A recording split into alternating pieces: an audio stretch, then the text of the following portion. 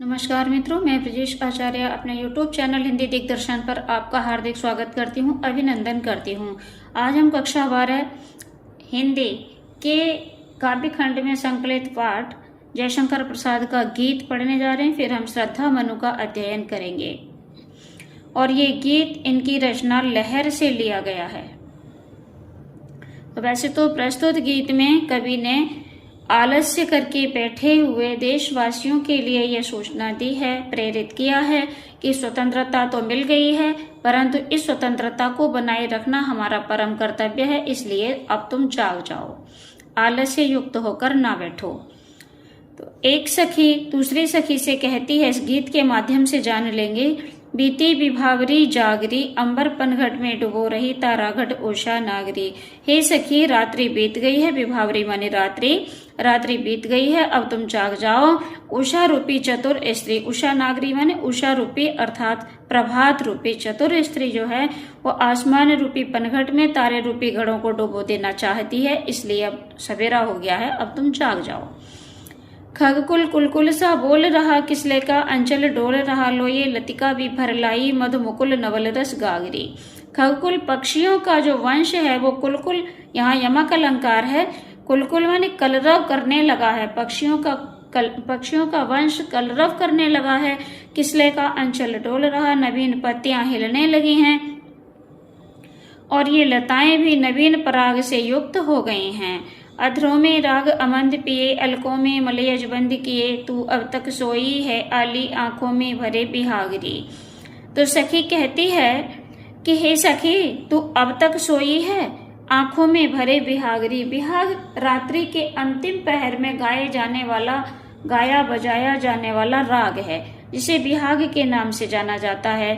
तो सखी कहती है, हे सखी, तू अब तक सोई हुई है, अधरों में राग अमंद किए, ऐसा राग जो कभी भी फीका ना पड़ने वाला है, कभी कम ना होने वाला, ऐसे उस बिहाग राग को अपने अधरों में बंद करके और मलय समीर को अपनी अलकों में बंद किए हुए तू अब तक सोई है। हे सखी, उठ जा, सवेरा हो गया है।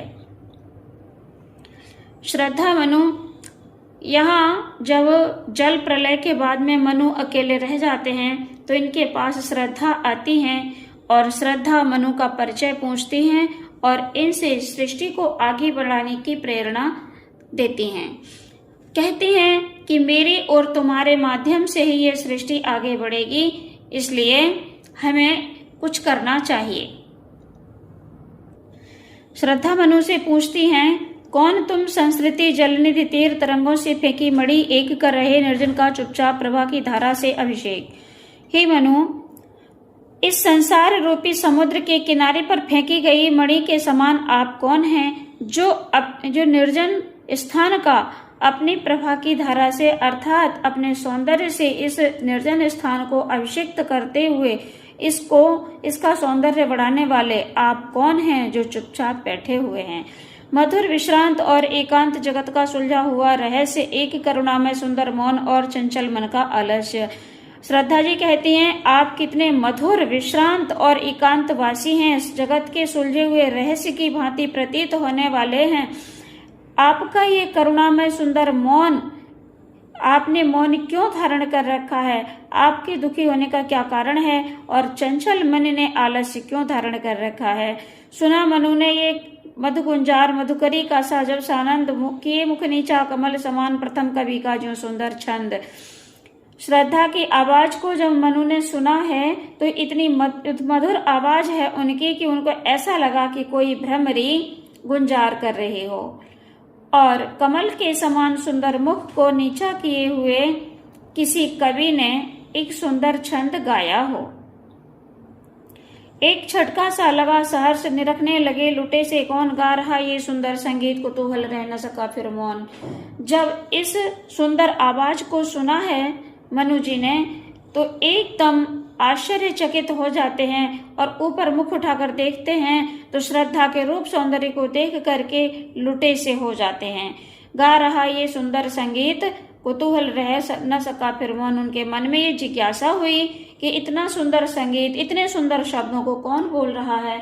ये जानने की उनके मन में जो जिज्ञासा हुई तो मुख ऊपर उठा करके जब देखा तो श्रद्धा को देख के देखते ही रह गए।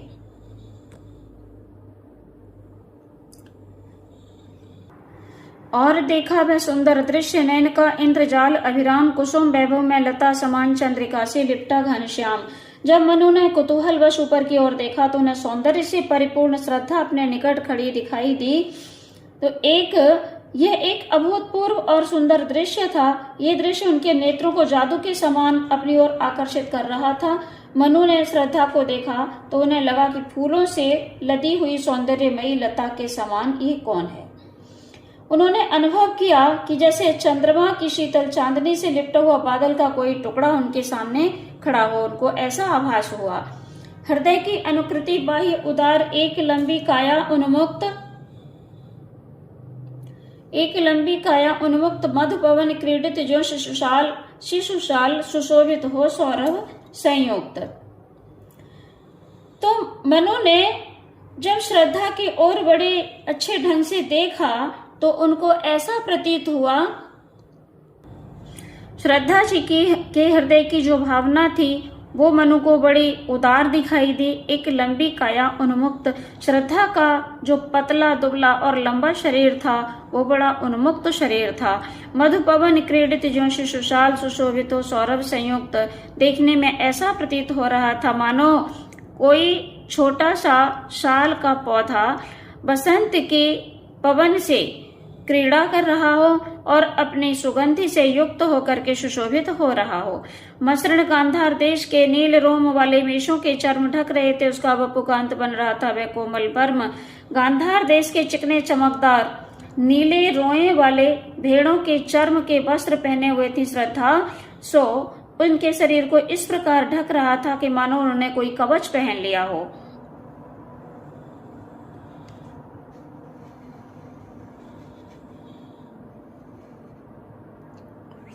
नील परिधान बीच सुकुमार खुल रहा, मृदुल अधकुला अंग खिला हो, जो बिजली का फूल मेघवन बीच गुलाबी रंग। नील परिधान बीच सुकुमार, उन नीले रोए वाले चर्म के वस्त्रों में से होकर के उनका शरीर पूरा ढका नहीं था, अधखुला था और ऐसा प्रतीत हो रहा था मानो मेघवन बीच गुलाबी रंग, काले काले बादलों के, काले नीले बादलों के बीच में बिजली का फूल खिला हो। ओह वह मुख पश्चिम के व्योम बीच जब घिरते हो घनश्याम। श्रद्धा जी का मुख कैसा था कि पश्चिम के आकाश के बीच जब काले काले बादल घिरते हो तो अरुण रविमंडल उनको भेद दिखाई देता हो छविराम। लाल रंग का जो सूर्य मंडल है उनको भेद करके बड़ा सुंदर दिखाई देता है। ऐसा श्रद्धा का मुख उनके मुख के चारों ओर छिटकी हुई लटों के मध्य से इसी प्रकार का दिखाई दे रहा था। सूर्य मंडल की भांति लाल दिखाई दे रहा था। घिर रहे थे घुंघराले वाल, अंश अवलंबित मुख के पास, नील घन शावक से सुकुमार सुधा भरने को विधु के पास। श्रद्धा जी के कंधों तक लटके हुए जो काले काले बाल थे वो मुख के चारों ओर लटके हुए थे और ऐसे प्रतीत हो रहे थे श्रद्धा के मुख पर मोहक मुस्कान ऐसी लग रही थी जैसे लाल रक्तिम नवीन कोपल पर सूर्य की एक अलसाई सी स्निग्ध किरण विश्राम कर रही हो।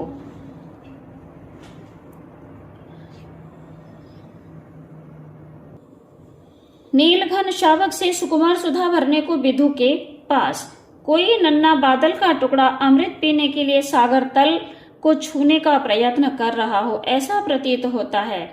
सुधा भरने को विधु के पास अर्थात अमृत पान करने के लिए चंद्रमा के पास गया हो और मुख पर वह मुस्कान रक्त किसले प्रलय विश्राम अरुण की एक किरण अम्लान अधिक अलसाई हो अभिराम। तो जयशंकर प्रसाद जी कहते हैं कि श्रद्धा के मुख पर मोहक मुस्कान ऐसी लग रही थी जैसे लाल रक्तिम नवीन कोपल पर सूर्य की एक अलसाई सी स्निग्ध किरण विश्राम कर रही हो। कहा मनु ने नवधरणी बीच बना जीवन रहस्य निरुपाय, एक उल्का जलता भ्रांत शून्य में फिरता हूं असहाय। तो मनु श्रद्धा को अपना परिचय देते हुए कहते हैं कि पृथ्वी और आकाश के बीच मेरा जीवन एक पहेली बनकर रह गया है, मैं उपायहीन बनकर रह गया हूँ। जिस प्रकार से जिस प्रकार से एक टूटा हुआ तारा पृथ्वी की ओर आते हुए भटकता फिरता है, उसी प्रकार मैं इस जनहीन भूमि पर, शून्य माने जनहीन भूमि पर असहाय होकर घूमता फिरता हूँ। कौन हो तुम बसंत के दूत, विरस पतझड़ में अति सुकुमार, घन तिमिर में चपला की रेख, तपन में शीतल मंद बयार। तो श्रद्धा से पूछते हैं मनु कि विरस पतझड़ में अति सुकुमार, इस रसहीन पतझड़ में अत्यंत सुकुमार और काले बादलों के मध्य में दमकती हुई बिजली की रेखा के समान, तपन में शीतल मंद वायु के समान और बसंत के दूत के समान आप कौन हैं? लगा कहने आगंतुक व्यक्ति मिटाता उत्कंठा सविशेष, दे रहा हो कोकिल सानंद सुमन को जो मधुमय संदेश। तो यहाँ आगंतुक व्यक्ति श्रद्धा जी हैं और श्रद्धा जी कोयल के समान बड़े मधुर स्वर में आनंद पूर्वक मनु से कहती हैं, उनके हृदय की उत्कंठा को मिटाती हुई मनु से अपने आने की बात कहती हैं। यहाँ हम देख लेंगे कि श्रद्धा को बसंत का दूत बताते हुए कवि ये संकेत देना चाह रहे हैं कि श्रद्धा मनु के जीवन में आशाओं का संचार करने के लिए उपस्थित हुई हैं और इतने मधुर स्वर में बोल रही हैं श्रद्धा जी। जिस प्रकार से कोयल जब बोलती है तो पुष्पों को ये संदेश देती है कि बसंत ऋतु आ गई है, ऐसे मधुर स्वर में श्रद्धा जी मनु से वार्तालाप कर रही हैं। अब श्रद्धा जी कहती हैं, भरा था मन में नव उत्साह, सीख लूं ललित कला का ज्ञान, इधर रह गंधर्वों के देश पिता की हूं प्यारी संतान। तो श्रद्धा जी कह रही हैं कि मेरे मन में बड़ा उत्साह भरा हुआ था कि मैं कुछ ललित कला का ज्ञान सीख लूं। श्रद्धा जी मनु को अपने आने का कारण बताती हैं कि ललित कला के अंतर्गत गायन, वादन और नृत्य ये सभी आते हैं। तो मेरे मन में जिज्ञासा थी कि मैं क्यों ना ललित कला को सीख लूं और ये गंधर्वों के देश में रहकर मैं ललित कला को भली भांति सीख लूंगी। तो इसी उत्साह को लेकर के मैं इधर चली आई, मैं अपने पिता की प्रिय संतान हूँ। श्रद्धा मनु से कहते हैं, दृष्टि जब जाती हिमगिरी और, प्रश्न करता मन अधिक अधीर, धरा के ये सिकुड़न भयभीत, आह कैसी है क्या है पीर। तो कहते हैं जब मेरी दृष्टि हिमालय की ओर गई तो मेरे मन ने बड़े अधीरता से प्रश्न किया और वो ये जानने का इच्छुक रहा, मेरे मन में ये जिज्ञासा उठी कि पृथ्वी इतनी भयभीत और सिकुड़ी हुई संकुचित क्यों है, इसकी पीड़ा का क्या कारण है, ये जानने के लिए बड़ा मन और चले ये पैर, शैलमालाओं का श्रृंगार, आंख की भूख मिटी ये देख, आह कितना सुंदर संभार। तो ये सब जानने के लिए मेरा मन बढ़ा और पैर आगे की ओर बढ़ते चले गए। मैं शैलमालाओं का श्रृंगार करती हुई यहाँ तक आ पहुंची हूँ। अब आपको देख करके आह कितना सुंदर संभार, आपको, आपके सौंदर्य को देख करके मेरी आंख की भूख मिट गई है। मुझे ये जो देखना था, जो जानना था, वो सब मिल चुका है। और मैंने यहाँ देखा कि यहाँ कुछ बलि का अन्न, भूत हित रत किसका ये दान। जब मैंने देखा कि यहाँ प्राणियों के हित के लिए कुछ अन्न भी पड़ा हुआ है,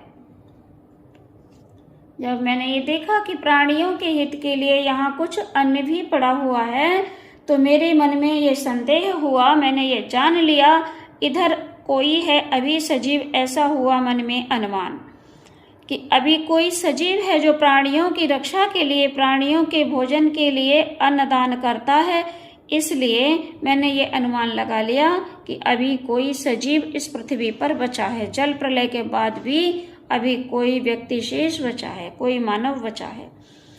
तपस्वी क्यों इतने हो क्लांत, वेदना का ये कैसा वेग। हे तपस्वी, श्रद्धा जी कहती हैं मनु से, हे तपस्वी आप इतने दुखी क्यों हो, आपकी वेदना इतनी तेजी से क्यों बढ़ रही है, आपके दुख का क्या कारण है।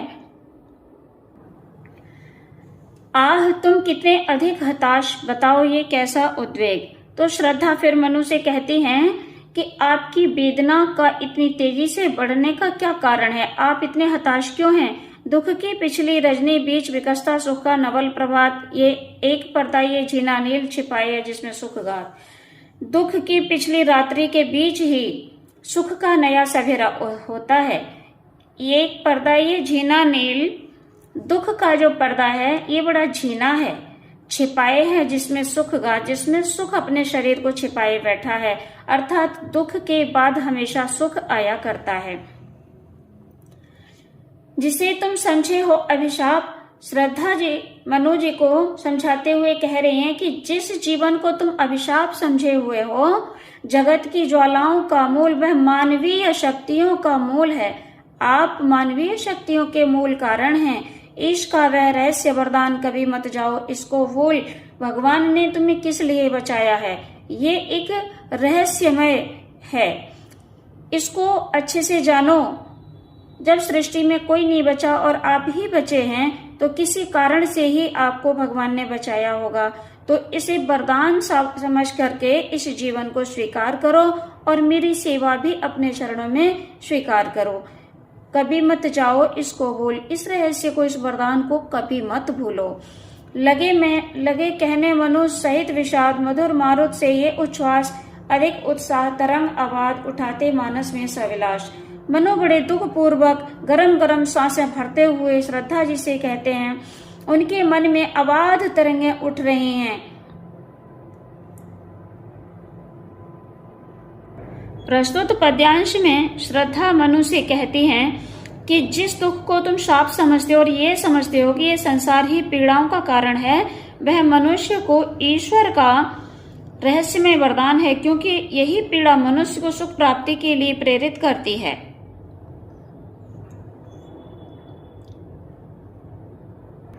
मनु कहते हैं, किंतु जीवन कितना निरुपाय लिया है देख नहीं, संदेह निराशा है जिसका परिणाम सफलता का वह कल्पित गेय है। मनु जी कहते हैं कि जीवन बड़ा उपायहीन है, ये तो मैंने बहुत अच्छे से देख लिया है, ये प्रलय मेरी आंखों के सामने ही हुई है, इसमें कोई संदेह नहीं है। और ये जीवन जो सफलता की कल्पनाओं का घर दिखाई देता है, इसका परिणाम निराशा ही होता है। तो श्रद्धा जी समझाती हैं, कहा आगंतुक ने सस्नेह, आगंतुक व्यक्ति यहाँ श्रद्धा जी हैं, तो मनु को समझाते हुए कह रहे हैं, अरे तुम इतने हुए अधीर, हार बैठे जीवन का दांव, जीतते मरकर जिसको वीर। हे मनु, तुम इतने हताश क्यों हो गए, इतने दुखी क्यों हो?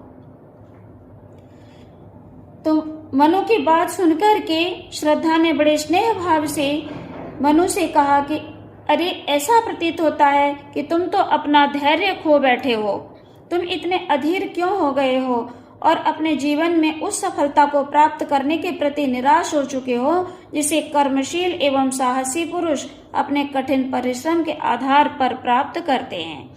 अर्थात वीर जिसको मरकर भी जीतना चाहते हैं, तुम उसको हार गए हो। तप नहीं केवल जीवन सत्य, करुण ये क्षणिक दीन अवसाद, तरल आकांक्षा से है वरा सो रहा आशा का आह्लाद। श्रद्धा जी कहती हैं कि तप ही केवल जीवन का सत्य नहीं है। इस पंक्ति का आशय श्रद्धा के मनु के प्रति व्यक्त किए गए कथन में इस प्रकार निहित है कि ये कहते हैं कि केवल तपस्या करते रहना ये जीवन का सत्य नहीं है। दीनता और करुणा के भावों से ओतप्रोत तुम्हारी ये मना स्थिति जो है ये क्षणिक है, ये हमेशा रहने वाली नहीं है। जीवन तो प्रगति की अभिलाषाओं, आशाओं और प्रसन्नता से भरा हुआ है। इसलिए तुम अपनी अभिलाषाओं को जगाओ और उत्साह पूर्वक जीवन व्यतीत करो, क्योंकि कहा जाता है प्रकृति के यौवन का श्रृंगार करेंगे कभी न बासी फूल। बासी फूल कभी भी प्राकृतिक सौंदर्य को नहीं बढ़ाते और मिलेंगे वे जाकर अतिशीघ्र आह उत्सुक है उनको धूल। धूल उनको अपने में मिलाने के लिए इतनी उत्सुक होती है, बड़ी शीघ्रता से वो धूल में मिल जाते हैं, क्योंकि बासी फूल बेजान होते हैं और वो कभी भी प्राकृतिक सौंदर्य को नहीं बढ़ा पाते। आगे श्रद्धा मनु से कहती हैं, एक तुम ये विस्तृत भूखंड प्रकृति वैभव से भरा अमंद कर्म का भोग, भोग का कर्म, यही जड़ का चेतन आनंद। कहते हैं तुम अकेले हो और इतना विशाल ये भूखंड है जो प्राकृतिक वैभव से पूर्ण रूप से भरा हुआ है। कर्म का भोग और भोग का कर्म, जो पूर्व में कर्म किया है उसका भोग भोगना और भोग भोगने के लिए पुनः कर्म करना, यही जड़ का चैतन्य आनंद है। अकेले तुम कैसे असहाय यजन कर सकते, तुच्छ विचार तपस्वी आकर्षण से हीन कर सके नहीं आत्म विस्तार। तो श्रद्धा जी कहती हैं, हे तपस्वी, तुम अकेले कैसे असहाय यजन कर सकते तुच्छ विचार? तुम अकेले ही मेरे बिना इन तुच्छ विचारों को, नकारात्मक विचारों को छोड़ नहीं सकते। और आकर्षण से, जो व्यक्ति आकर्षण से हीन होता है वह कभी अपना आत्म विस्तार नहीं कर पाता। तो आप भी अपना आत्म विस्तार नहीं कर पाओगे। इसलिए समर्पण लो सेवा का सार, सजल संस्कृति का ये पतवार, आज से ये जीवन उत्सर्ग, इसी पद तल में विगत विकार। समर्पण लो सेवा का सार, सजल संस्कृति का ये पतवार, आज से ये जीवन उत्सर्ग, इसी पद तल में विगत विकार। तो श्रद्धा जी कहती हैं कि मेरी सेवा को अपने चरणों में समर्पित कर लो। मैं अपना समर्पण कर रही हूं, तो मेरी इस सेवा को स्वीकार कर लो। और मेरी सेवा को स्वीकार करके सृष्टि के क्रम को अनवरत जारी रखते हुए जीवन मरण के मूल रहस्यों को जानने वाले बनो।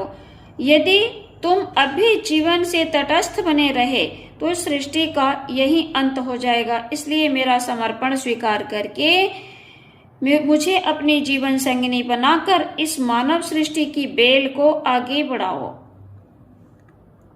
आज से ये जीवन उत्सर्ग, इसी पद तल में विगत विकार। आज से मेरे ये जीवन का उत्पन्न होना आपके चरणों में ही विकार रहित होकर रहेगा। अर्थात मैं अपने जीवन को आपके चरणों में आपकी जीवन संगिनी बनकर समर्पित करती हूँ।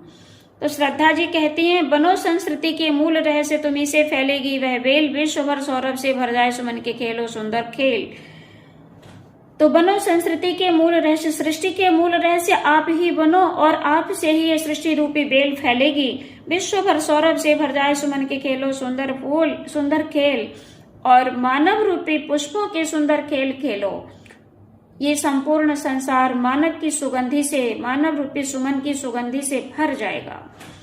और क्या ये तुम सुनते नहीं, विधाता का मंगल वरदान, शक्तिशाली हो विजयी बनो, विश्व में गूंज रहा जयगान। और हे मनो, क्या आप नहीं सुन रहे विधाता का मंगल वरदान? भगवान क्या चाहते हैं? चारों ओर आपका जयकार, आपकी ही जयकार गूंज रही है। शक्तिशाली हो, क्या जयकार गूंज रही है कि शक्ति मनो, शक्तिशाली बनो, विजयी बनो, यही जयगान गूंज रहा है। तो डरो मरत, अरे अमृत संतान, अग्रसर है मंगलमय वृद्धि, पूर्ण आकर्षण जीवन केंद्र खिंची आगे आवेगी सकल समृद्धि। हे अमृत संतान, हे अमर संतान, ये सब अमर संतान शब्द जो है विशेषण ये मनु के लिए आया है। अग्रसर है मंगलमय वृद्धि। श्रद्धा जी कहती हैं कि हमारी मंगलमय वृद्धि आने के लिए तैयार है और हमारा जीवन केंद्र जो है पूर्ण आकर्षण से भरा हुआ है। खिंची आवेगी सकल समृद्धि, सृष्टि रूपी जो समृद्धि है वो हमारे सामने जल्दी ही तैयार हो जाएगी। विधाता की कल्याणी सृष्टि सफल हो, इस भूतल पर पूर्ण पटे सागर ग्रह बिखरे ग्रह पुंज।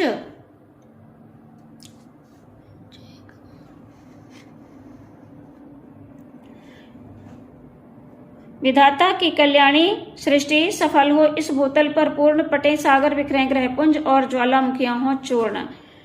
तो मनु से श्रद्धा जी फिर कहती हैं, विधाता की जो कल्याणी सृष्टि है वो इस भूतल पर पूर्ण रूप से फैल जाए, और इतनी फैले सृष्टि, इतनी फैले कि सागर पट जाएं, ग्रह पुंज बिखर जाएं और समस्त ज्वालामुखियां चूर्ण हो जाए।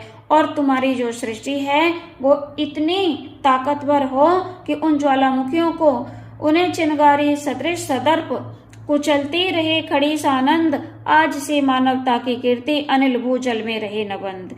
तो आपकी जो सृष्टि हो वो इतनी ताकतवर, इतनी शक्तिशाली हो कि ज्वालामुखियों को चिनगारी के समान कुचल डाले और आनंद पूर्वक खड़ी रहे।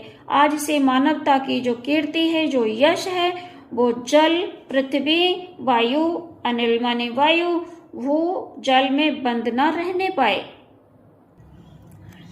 श्रद्धा जी कहते हैं कि जलधि के फूटे कितने उत्स द्वीप, कच्छप डूबे उतराएं। जलधि माने समुद्र के कितने भी स्रोत फूट जाएं, उत्स माने स्रोत फूट जाएं, उनमें द्वीप कच्छप डूबने और उतराने लगे, किंतु तुम्हारी जो सृष्टि है वो दृढ़ मूर्ति की तरह खड़ी रहे, किंतु वह खड़ी रहे दृढ़ मूर्ति, आपकी सृष्टि पर कोई प्रभाव ना पड़े, इतनी निडर होकर खड़ी रहे और अपने अभ्युदय का उपाय कर रही हो।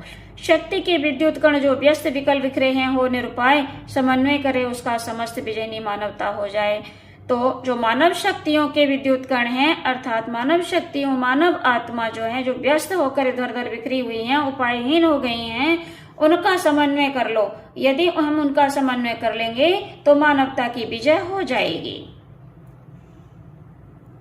ये पाठ यहीं पूर्ण होता है। मिलते हैं अगले पाठ के साथ नई वीडियो में। तब तक के लिए जय हिंद, जय भारत।